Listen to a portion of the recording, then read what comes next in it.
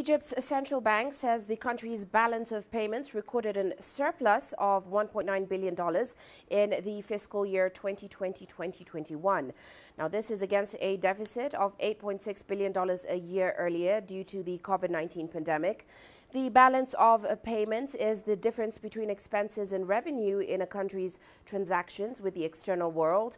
And cgtn's Yasser Hakim looks at the reasons for this positive turnaround in the North African nation and, of course, expectations for the upcoming year.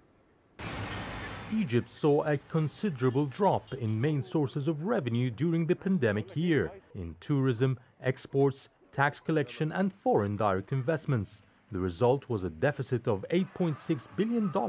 But unlike many other developing nations, the North African country has quickly recovered from the $8.6 billion deficit to post a $1.9 billion surplus in 1 year, even exceeding pre-pandemic levels. Net inflow has mushroomed from $5.4 billion to $23.4 billion.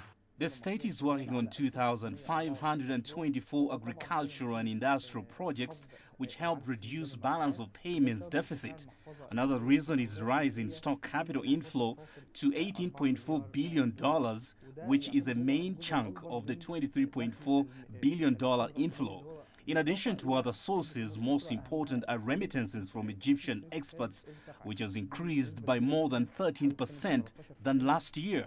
We also have a steady improvement in the petroleum trade and balance, which kept expenses down. But with the recent surge in international energy prices leading to an acute global recession derail Egypt's recovery efforts, some experts are not worried.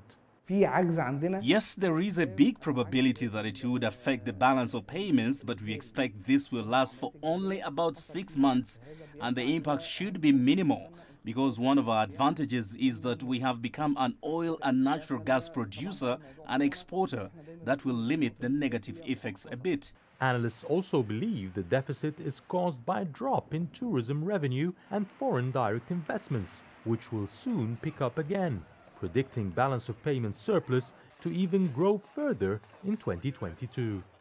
Yasser Hakim for cgtn, Cairo. Well, that's all for now on Africa Live.